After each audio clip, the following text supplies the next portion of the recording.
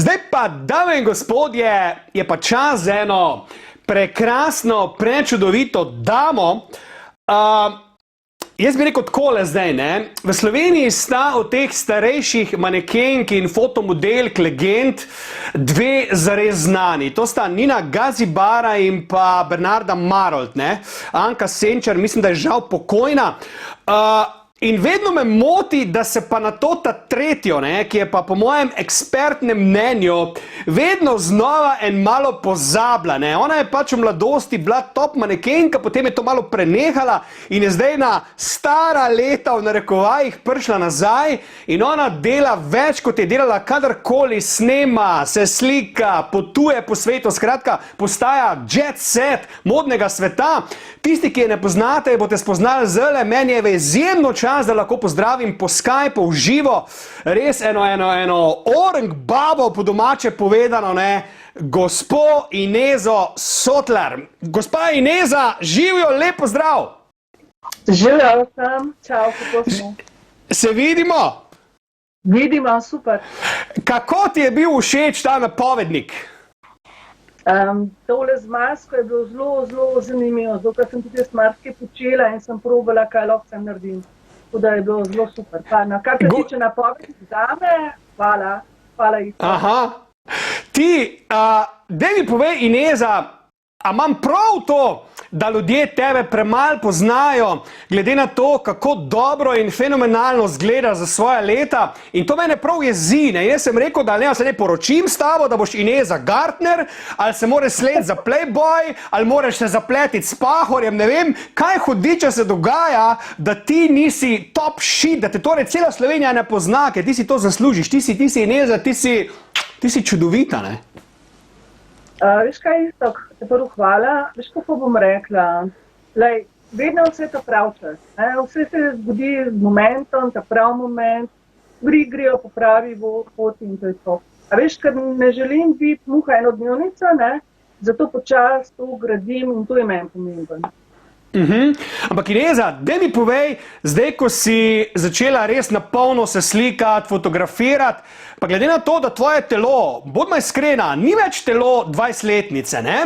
Si imela s tem kaj težav ali ti ponosno to rečeš, glejte, to je tok in tok stara ženska, glejte, učite se, ne, se vam sline cedijo. Kak je s tem?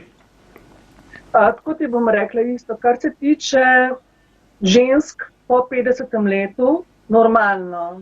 Elastičnost kože ni več, ne moreš biti, kot si bil pred 20, lahko si pa ohranjen, lahko delaš na sebi. In jaz sem ponosna na to, kar delam vsakodnevno zase. In v bistvu vsem ženskam sporočam, da lahko živijo naprej, da so lahko lepe. Ne bomo se vzporejali z 20-letnico, se bomo pa gradili na tem, kar imamo. Imamo pa veliko več, kot smo imeli pred 20. Ineza, kaj pa je tebe prijelo v bistvu, da si začela zdaj v kasnejših, zrelejših letih se ukvarjati z modno industrijo, modno sceno? Kaj je v tebi bilo, da si imela potrebo po tem? Predvsem to, da sem začela ženskam sporočati, ker sem recimo pozvala svoje prijatelje, svoje znanke, kako so se z menoj spopadale, kako se ne da to, kako se ne da uno. In sem hotela dokazati, da se da. Res je potreben trud, ampak to je bistvo. Poslanstvo, da ženske osveščam, da so lahko lepe in ponosne na se tudi v teh letih. Ti, do katerega leta pa misliš to početi? Verjetno do 100, ne? Ali ja?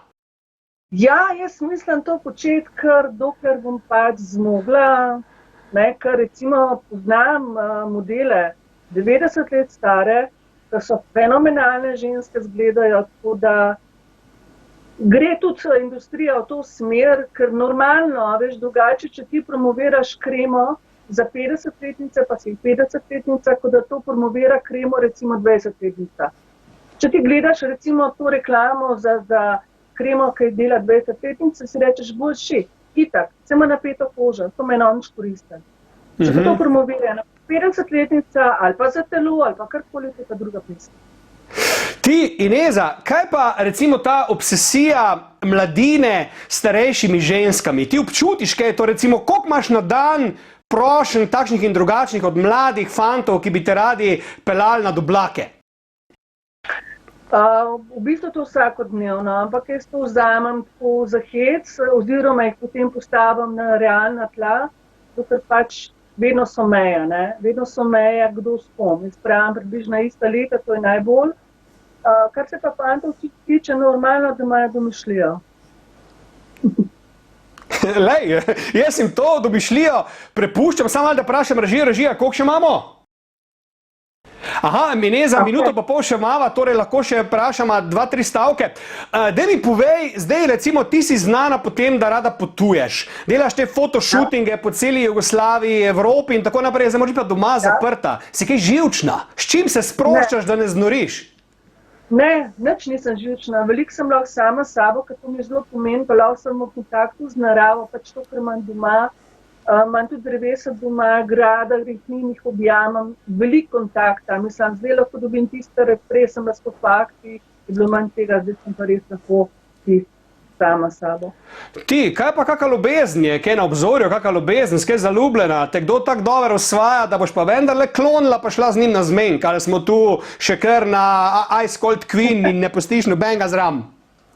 Ne, izpustim vse zraven, to sploh ni problem. Ampak nobenega ni, ki bi bil recimo lahko premagal to Ice Queen, ne? Po drugi strani sem zaljubljena vsak dan, ko se zjutraj vstanem, sem zaljubljena v sonce, v modro nebo, zaljubljena sem svoje živali. Ineza, jaz ti želim, da boš letos, ko se konča ta karantena, vendarle naletela na enega res vročega moškega, ki bo samo s svojim pogledom stopil ta tvoj led in se boš zaljubila tako fejs, ko še nikoli, ne. In se poslavljamo tebe s to željo in tvoj zadnji stavek za naše gledalce je? Imejte se lepo, vsak moment je pomemben. Čau. Super, lepo zdrav, dame in gospodje, to je bila ena in edina prečudovita, always beautiful Ineza Sotler, mi pa gremo na oglase.